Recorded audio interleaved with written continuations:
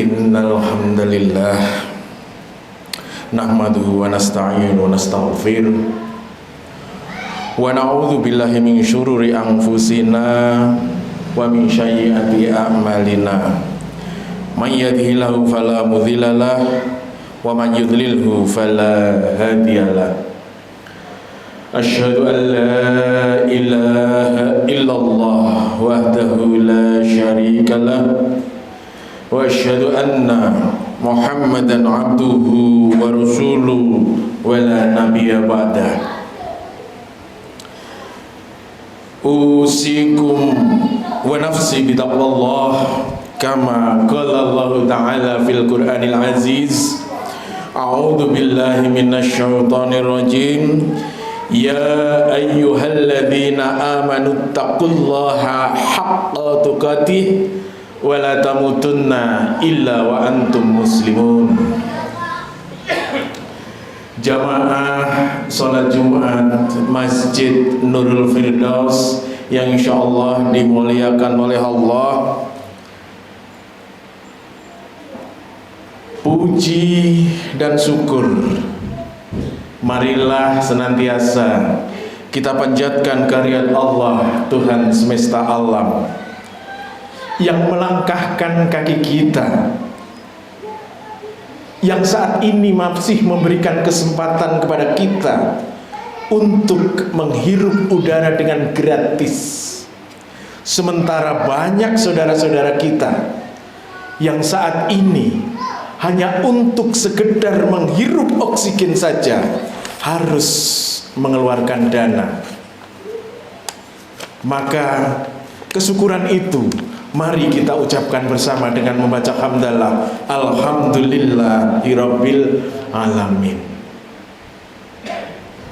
Salawat seiring salam marilah senantiasa kita panjatkan kehadirat junjungan kita, panutan kita sepanjang hayat, yang hidupnya selalu diisi dengan ajaran-ajaran kebaikan, yang selalu mengajak kita, mengajarkan kita untuk berbuat kebaikan demi keselamatan kita setelah hidup di dunia ini, yaitu kelak di akhirat yang abadi. Dari atas mimbar yang singkat ini, izinkan khatib berwasiat untuk kita semua, terutama untuk diri khatib. Marilah senantiasa kita tingkatkan kualitas iman kita. Kita genggam erat iman yang sudah ada pada kita. Sebagaimana tadi ayat yang saya baca, wahai orang-orang yang beriman, bertakwalah kepada Allah dengan sebenar-benar takwa, dan jangan kamu mati kecuali dalam keadaan muslim. Surat Ali Imran ayat 102. Jamaah Jum'ah Masjid Nurul Firdaus yang insyaallah dimulaikan oleh Allah, semampang masih di bulan Maulid, di mana di bulan ini Rasulullah Muhammad sallallahu alaihi wasallam dilahirkan. Tema khutbah siang hari ini adalah meneladani ajaran-ajaran yang sudah ditinggalkan oleh Rasulullah sallallahu alaihi wasallam, yang sudah diwariskan untuk kita semua. Jamaah yang insya Allah dimuliakan oleh Allah, beliau telah menunjukkan kepada kita bagaimana cara hidup kita yang benar, bagaimana cara hidup yang menuju keselamatan abadi di akhirat nanti. Kenapa? Karena sepanjang hayatnya, semua perjalanan hidupnya adalah ajaran-ajaran kebaikan yang sekarang kita yakini dengan memeluk agama Islam. Semua ucapannya, tindakannya, pendapat-pendapatnya adalah tuntunan yang semestinya sudah kita taati dan kita lakukan bersama-sama. Dan ini sudah ditekankan oleh Allah Subhanahu wa taala dalam surat Al-Ahzab ayat 21. Qad kana lakum fi Rasulillah uswatun hasanah liman kana yarjullahu wal yawmal akhir fadhkarallahu katsiran. Sesungguhnya telah ada pada diri Rasulullah itu uswatun hasanah atau suri teladan yang baik bagi kamu, yaitu bagi orang-orang yang mengharap rahmat Allah dan kedatangan hari kiamat, dan dia banyak menyebut Allah. Demikian juga di dalam surat Al-Qalam ayat 4.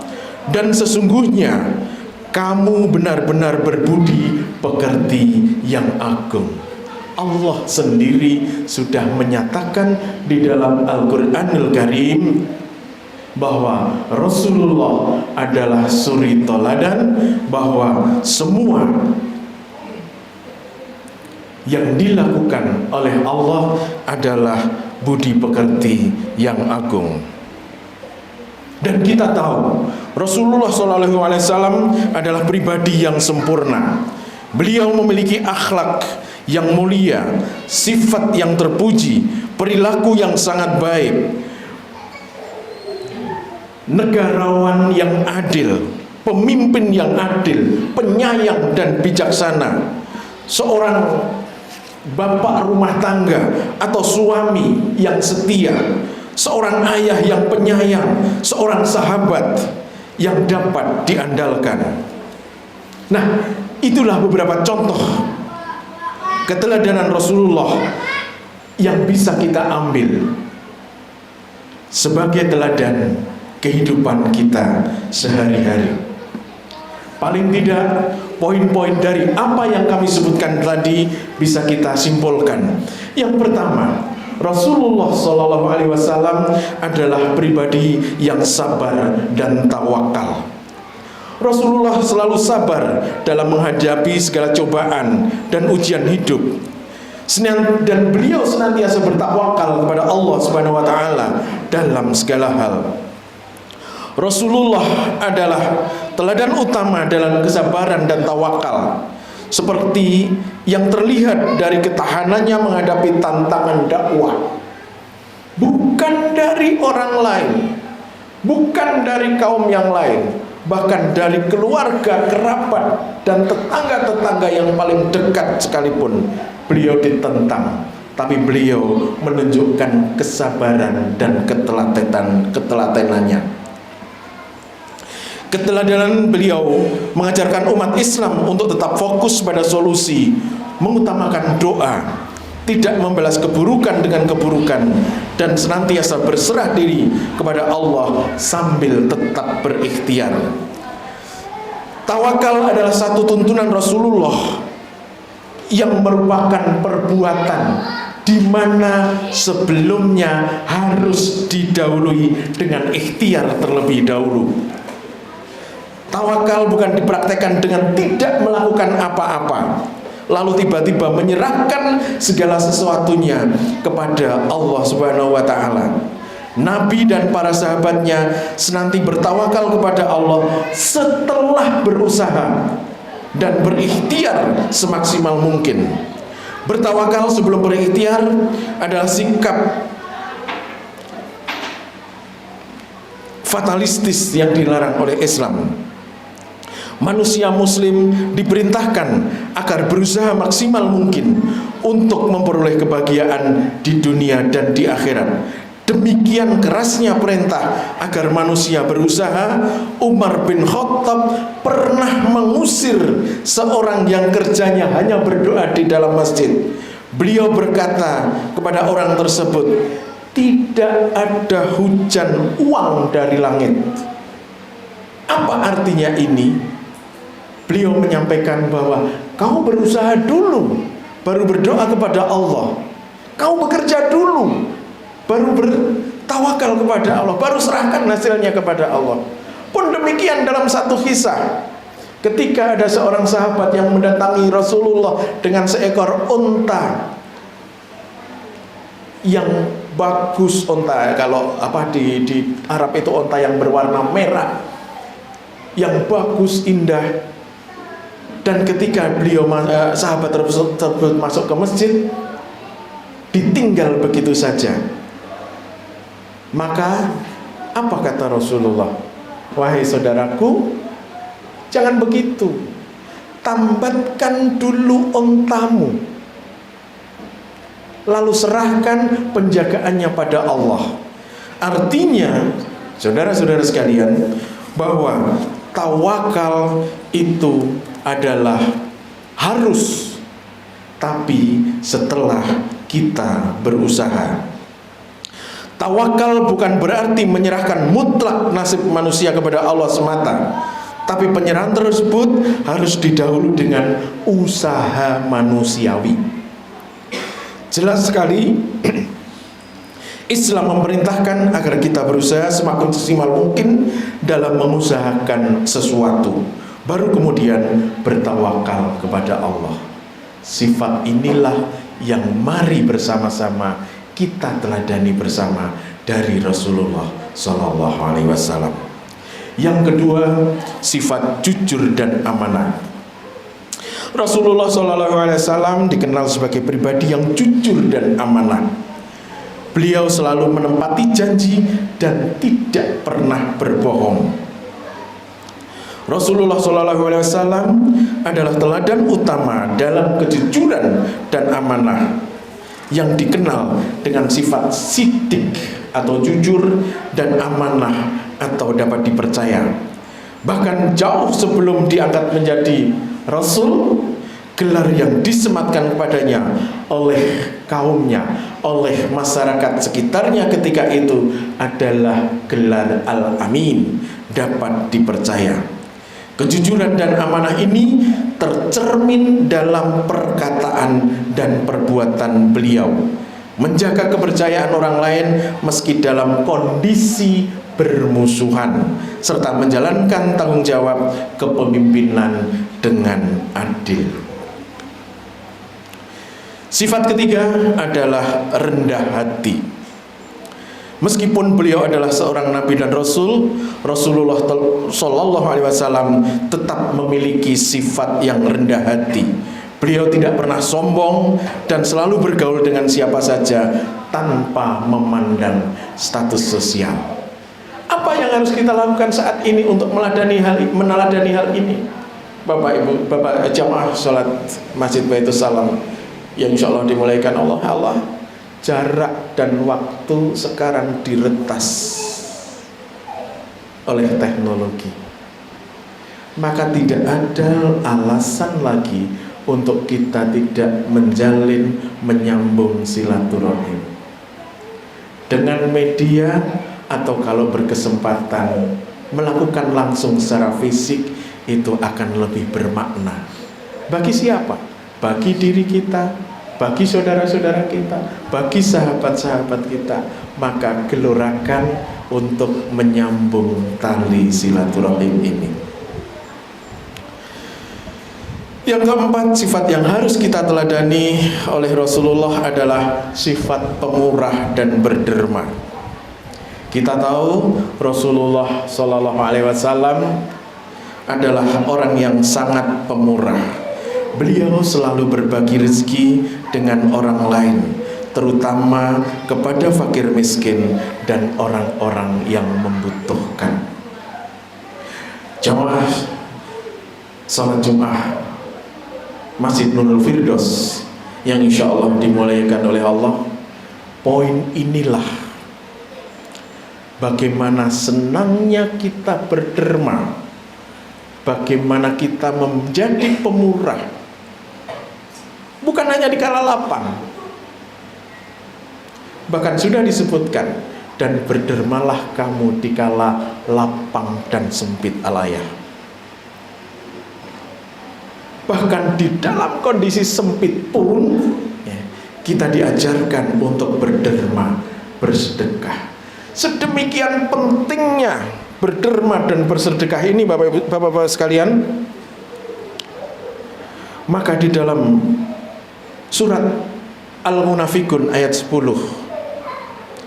ada satu kisah di mana ketika kita meninggal atau di mana seseorang meninggal, maka dia memohon kepada Allah, ya Allah, kembalikanlah aku ke dunia barang sebentar. Mau apa kira-kira orang-orang yang sudah meninggal ketika diminta dipulangkan ke dunia? Untuk sholat? Tidak. Karena sholat pahalanya hanya ketika sholat.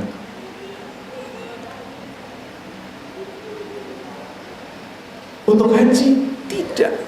Karena pahala haji ketika melaksanakan haji.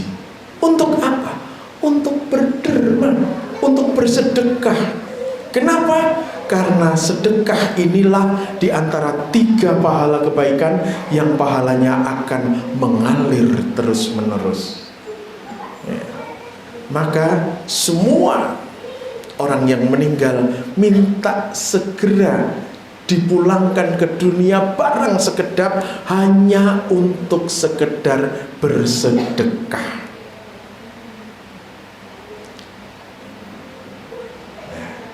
Susah untuk bersedekah? Tidak. Bersedekah adalah kebiasaan. Ketika kita membiasakan dikala kita punya sedikit sedekah, dikala bertambah rezeki kita sedekah ditambah, dikala bertambah lagi rezeki kita sedekah bertambah terus, maka sedekah akan menjadi kebiasaan yang kemudian membawa kebaikan pada diri kita. Yang kelima, Rasulullah SAW meskipun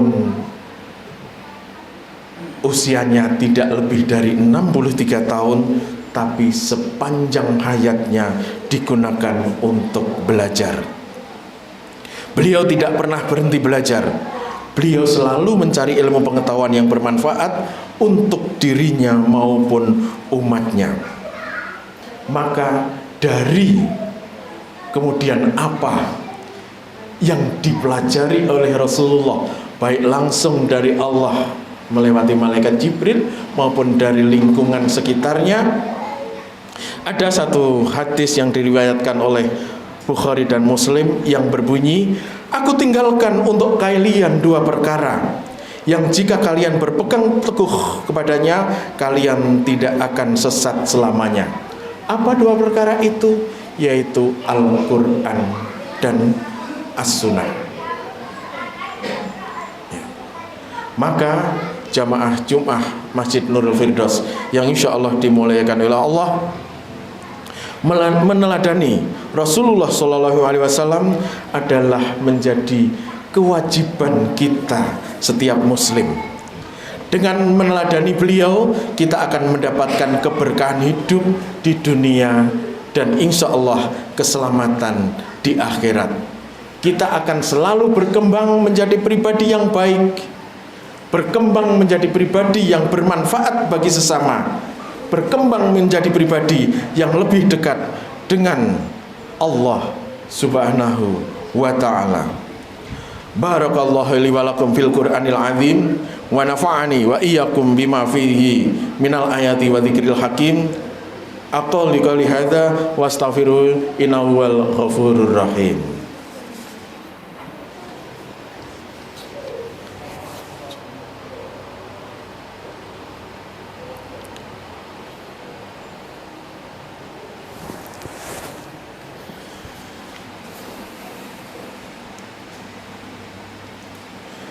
Alhamdulillah,